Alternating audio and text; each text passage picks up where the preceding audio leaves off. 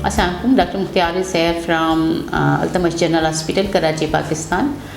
मैं यहाँ पे मंडे, थर्सडे और सैटरडे को 6 से 8 बजे होती हूँ। आज हमने एक शॉर्ट पहले किया था जिसमें हमने आपको थोड़ा सा रिव्यू दिया था कि बच्चे के साथ जब ब्लड प्रेशर बढ़ जाता है तो उसमें क्या क्या चीज़ें होती हैं, जिसको आज हम डिस्कस करेंगे। तो ब्लड प्रेशर, सबसे पहला ये सवाल था कि ब्लड प्रेशर बच्चे में क्यों होता है। ब्लड प्रेशर बच्चे में इसलिए होता है कि उसमें कुछ जो है ना अवलनाल से हार्मोन्स निकलते हैं, जिसकी वजह से भी ब्लड प्रेशर बढ़ जाता है। और जिसकी फैमिली हिस्ट्री होती है, जिसके ख़ानदान में ख़ास करके जो फीमेल होती है, उनकी माँ को, बहन को, खाला को, जिसको भी पहले बच्चों के साथ ब्लड प्रेशर बढ़ा हुआ होता है, तो उसमें एक टेंडेंसी होती है, उसमें एक जेनेटिक होती है जिसकी वजह से ब्लड प्रेशर बढ़ जाता है। और उसके बाद जो है ना, जैसे उनकी उम्र, अगर टीनेज प्रेगनेंसी जैसे 20 साल से पहले प्रेगनेंसी हो रही है, या फिर आखिरी जो ईयर्स होते हैं 40 साल के बाद जो प्रेगनेंसी होती है, उसमें भी ब्लड प्रेशर बढ़ने के चांसेस होते हैं, जिसको हम कहते हैं प्रेगनेंसी इंड्यूस्ड हाइपरटेंशन। और वो औरतें जिनको पहला बच्चा है, उसमें भी ब्लड प्रेशर बढ़े होने के चांसेस होते हैं। उसके अलावा जिनको 5-6 बच्चे हो गए, जिसको कहते हैं ग्रैंड मल्टीपैरा, उसमें भी ब्लड प्रेशर बढ़ने के चांसेस होते हैं। अब उनकी वजह ये है कि उनसे क्यों ये सब चीज़ें, क्या होता है जब ये ऐसी ब्लड प्रेशर, तो ये प्रेगनेंसी इंड्यूस्ड हाइपरटेंशन हम कब कहते हैं? जब 20 हफ्ते के बाद, प्रेगनेंसी के 20 हफ्ते के बाद अगर आपका ब्लड प्रेशर बढ़ना शुरू हो जाए तो उसको हम कहते हैं बच्चे के साथ ब्लड प्रेशर बढ़ना। अगर उससे पहले है या प्रेगनेंसी के अलावा भी औरतों को ब्लड प्रेशर होता है तो उसको हम कहते हैं क्रॉनिक हाइपरटेंशन। अब क्रॉनिक हाइपरटेंशन सुपर इम्पोज हो सकता है प्रेगनेंसी इंड्यूस्ड हाइपरटेंशन की वजह से। अब ये होता है कि ये थ्रू आउट द प्रेगनेंसी चलता है, फिर दर्दों के दौरान भी चल सकता है। उसके बाद जो 6 हफ्ते प्रेगनेंसी के होते हैं तो उसमें भी blood pressure up and down होता है। ख़ास करके डिलीवरी के बाद जो 3 दिन होते हैं उसमें बहुत क्रिटिकल कंडीशन होती है। मगर कुछ औरतों को प्रेगनेंसी ख़त्म होने के बाद जब हार्मोन लेवल नॉर्मल आ जाता है, चीज़ें सही हो जाती हैं, बच्चा निकल जाता है, तो ये ब्लड प्रेशर नॉर्मल की तरफ चला जाता है। मगर जैसे कि 30% औरतें हैं जिसका क्रॉनिक हाइपरटेंशन में चेंज हो जाता है। ऐसी औरतों में जो दूसरी प्रेगनेंसी होती है उसमें भी ब्लड प्रेशर बढ़ने के चांसेस ज़्यादा होते हैं, तो उनको इन बात में विजिलेंट होना होता है। अब दूसरी बात ये है कि ये होता क्यों है। एक तो हमने बताया कि प्लासेंटा से ऐसे हार्मोन्स निकलते हैं जिसकी लेवल की वजह से ब्लड प्रेशर बढ़ जाए। दूसरा क्या होता है, नॉर्मली प्रेगनेंसी में जो ब्लड प्रेशर का रेजिस्टेंस है वो कम हो जाता है। कम क्यों हो जाता है? ताकि बच्चे की तरफ ब्लड अच्छी तरह से जाए। जब अवलनाल की लेयर्स बन रही होती हैं, तो जब वो लेयर सही नहीं बन रही होती, 20 हफ्ते पहली लेयर बनती है शुरू में जिससे बच्चा बनता है, दूसरी लेयर जब वो आर्टरीज आपस में मिलती हैं तो उसमें कुछ तसादुम हो जाता है या वो सही नहीं बनता थी स्पाइरल आर्टरी, जिसकी वजह से रेजिस्टेंस इंक्रीज़ हो जाता है। प्रेगनेंसी में ब्लड प्रेशर का रेजिस्टेंस इंक्रीज़ हो जाता है कि बच्चे की तरफ जो खून जा रहा है या माँ की तरफ जाता है उसमें रेजिस्ट ज़्यादा हो जाता है, तो वो वेसल्स में फिर वो उसको जो है हाइपर परमिएबल कर देता है या उसमें वो ब्लड प्रेशर फिर बढ़ जाता है। अब ब्लड प्रेशर की भी कैटेगरीज हैं। क्या हर ब्लड प्रेशर इतना ख़तरनाक हो सकता? नहीं, इसमें है कि माइल्ड, मॉडरेट और सीवियर और वेरी सीवियर, ये इनकी कैटेगरीज। अब माइल्ड में क्या होता है, जैसे अगर किसी का 140/90 है तो हम उसको माइल्ड में देते हैं, उसमें टेस्ट भी करवाते हैं, उसकी चीज़ें करते हैं। अगर वो सही होता है तो या तो फिर हम उसको मॉनिटरिंग में कंटिन्यू करते हैं या फिर हम उसको जो है ड्रग्स देते हैं। अब उसके बाद आता है 150 से लेके जो है 100 तक जो ब्लड प्रेशर होता है, नीचे वाला 100, उसको मॉडरेट कैटेगरी में लेता है। उससे बढ़ा हुआ जो होता है उसको हम कहते हैं 150 से ले ऊपर वाला, और नीचे वाला 100 से ज़्यादा हो तो फिर हम उसको सीवियर में लेते हैं। तो उसकी अपनी कॉम्प्लिकेशंस हैं। और जो अगर कोई किसी को पहले ब्लड प्रेशर है तो ब्लड प्रेशर की जो दवाइयाँ हैं वो हम चेंज कर देते हैं।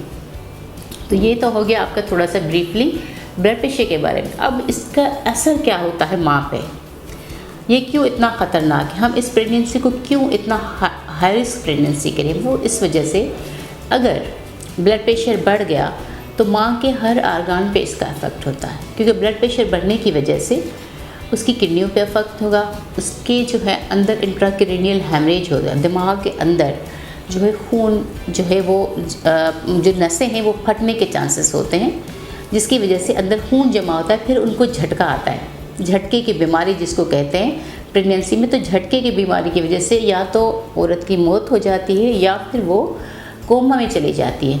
तो ये सीवियर हाइपरटेंशन की निशानी होती है। उसमें हमेशा जब भी प्रेगनेंसी में आपका ब्लड प्रेशर बढ़ता है या कुछ भी ज़्यादा सर में दर्द होता है, ज़्यादा वोमिटिंग होती है, इरिटेशन होती है, आपकी बॉडी में स्वेलिंग होती है। पाँव पे स्वेलिंग होना नॉर्मल है, मगर जब आपकी बॉडी में स्वेलिंग हो रही है, आपकी आंखों के आगे स्वेलिंग हो रही है, सुबह के उठने के बाद आपको बेचैनी है, तो आप बिल्कुल इस बात को कंसीडर करें कि हो सकता है कि आपका ब्लड प्रेशर बढ़ा हुआ है। आप चेक करवाएं, मॉनिटर करें, अपने एंटीनेटल विजिट में जाएं।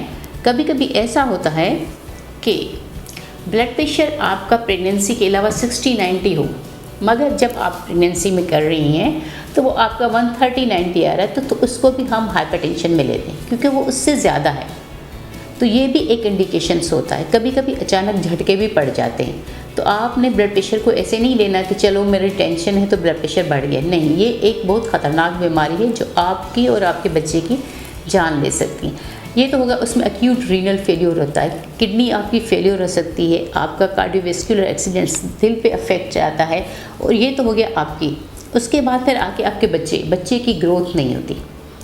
बच्चा जो है ना वो IUGR होता है, अब इंट्रा यूट्राइन ग्रोथ। बच्चा ग्रोथ नहीं कर पा रहा था, उसका वज़न नहीं बढ़ता क्योंकि उसके पास खून नहीं जाता, वो जो आर्टरीज़ हैं वो सिकुड़ जाती हैं, उसमें इतना रेजिस्ट होता है कि बच्चे का फ्लो उसकी तरफ नहीं जाता। दूसरा होता है स्टिल बर्थ के बच्चा जैसे ही दर्दों की तरफ गए तो वो मर गया। तीसरा होता है IUD, इंट्रा यूट्राइन डेथ। बच्चा पेट में मर जाता है क्योंकि उसके पास पहले तो वो कम वज़न का होगा, उसको रेजिस्ट करेगा कि ज़िंदा रहे, मगर जब उसके पास सर्कुलेशन नहीं जाती, जब उसके पास ब्लड प्रेशर कंट्रोल नहीं होता, तो बच्चे की डेथ हो जाती है। और उसके बाद फिर जो है ना बच्चे का पानी कम हो जाना, तो वो भी ब्लड प्रेशर की एक निशानी है कि अंडरलाइन कोई चीज़ चल रही है जिसकी वजह से ग्रोथ सही नहीं हो रही।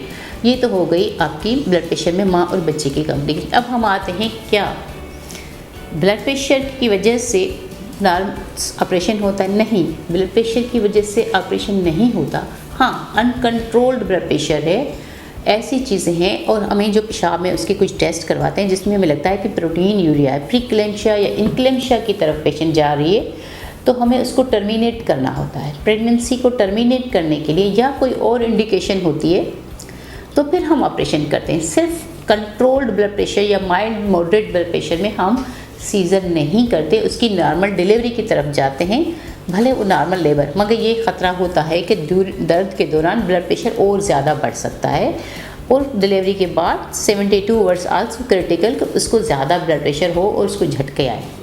तो ये भी एक मसला होता है। अब प्रेगनेंसी हो गई, डिलीवरी हो गई, माइल्ड मॉडरेट तो ठीक है, चल गया, मगर उसी माइल्ड मॉडरेट में कभी कभी इतना हाई ब्लड प्रेशर हो जाता है एकदम से कि अंदर से जो अवलनाल की रगें हैं वो फट जाती हैं, जिससे ब्लीडिंग होती है, जिसको हम कहते हैं एंटीपार्टम हेमरेज या अवलनाल से खून आना। वो भी एक बहुत ही ख़तरनाक कंडीशन है क्योंकि अवलनाल की जब रगें फटती हैं तो ब्लीडिंग होती है, बच्चे की डेथ तो होती ही होती है, उसमें फिर माँ के लिए भी कॉम्प्लिकेशंस होती हैं। तो ये जो है ना प्रेगनेंसी इंड्यूस हाइपरटेंशन, ये कोई आम सी डिज़ीज़ नहीं है, ये कोई ऐसी नहीं है कि इसको आप घर में बैठ के मैनेज करें। इसकी बहुत सारी कॉम्प्लिकेशंस है। ये बहुत ज़्यादा ऐसे समझ लें कि ये किलर है, ये मदर्स का किलर है।